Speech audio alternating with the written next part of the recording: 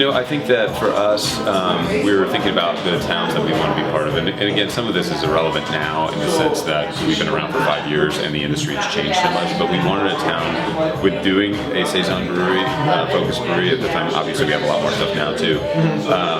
We needed a town that liked Belgian beers and was going to know what we were about. And also that had other huge breweries around that were kind of covering the basic needs, so then we can kind of go be a niche player.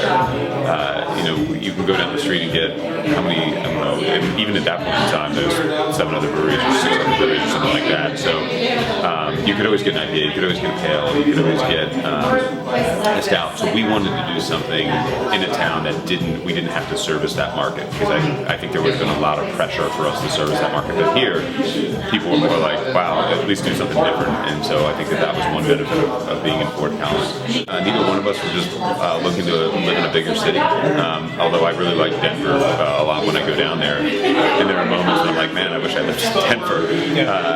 I do like Fort Collins quite a bit. And I think that Gordon was coming from Steamboat. I was coming from Key West, but I've lived in Phoenix and Portland, Oregon, and these types of things. So I was looking to settle down and kind of have a family. And I liked the fact that Fort Collins kind of offered, it was very accessible and this kind of thing. And I was kind of shifting away from a little bit more of the city and urban life. And Gordon wants to get on his bike all the time. We thought we'd never be bigger than 1,000 barrels a year, and this year we did 3,000 barrels. And last year we did 2. So we're at a pretty fast clip at this point in time, and we're going to start expanding quite a bit. We got a lot more capacity online last year. I'm hoping to double capacity this year. From a growth kind of perspective, we thought it'd be 6 people kind of thing. We never thought we'd have a huge amount of people. I think we're up to 18 people now, so we're much larger than we ever anticipated being. We thought we would be only in 750s, now we're in the 4-packs and this kind of thing. We thought, I didn't even really want to do a tap room. This is like some of my ideas were just stupid, in those early days, but I really like creating a product. I like, my favorite thing that we do is bottled beer, not keg, not the tap room. Even though the tap room makes the most amount of money for any brewery. The bottles are, for me, I like the creating of the label, I like the feeling of a product in your hand, I like knowing that the carbonation level in that bottle is exactly what we want it to be, versus going over a draft line and it might be off, or you have to worry about pink lines and this kind of thing. I like all of that. I like using our own glassware. And so that's kind of one of the driving forces for me. So we've gone to 4-packs, and actually like the 4-packs even better than the 750s from a product standpoint. And we're coming out with a 12-pack, I think, in the next couple of weeks too, which is kind of our first foray into that. From the standpoint of culture, we're just very different than what I anticipated us being. From a product standpoint, Saison is not, Tropic King outsells Saison at this point in time, even though I prefer Saison over Tropic King. I'm not sure which Gordon prefers, but I know a lot of the staff prefers King over Saison. So you don't always get to kind of pick the beer that you want. You don't always get to pick the size you're going to be or anything along those lines. And we've also, Raspberry Provincial is a good example. I like Raspberry Provincial quite a bit, but it morphed. Originally we had Provincial, which was fine cellar, but sort of one of our seasonals, and we had an off batch, added raspberries to it, and then it just kind of blew up. So the culture, and it will probably, I don't know if it'll be our biggest seller, but I have a feeling it's going to be neck and neck with King, is my guess. And so I think that a lot of the culture, I don't want to say that we necessarily created it. I think it just almost came to us. I think by doing some of the stuff by wanting to do unique things, people kind of came out of the woodwork and kind of steered us in certain directions, whether it was customers, whether it was like mentors in the industry. I know Gordon's very close to Peter Picard from Belgium.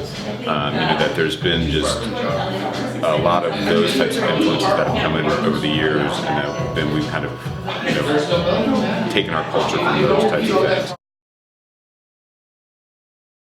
And I would also say that a lot of this town brings a lot of culture. New Belgium and Odell's are such a force in this town. They're large companies, and they take care of their employees extraordinarily well.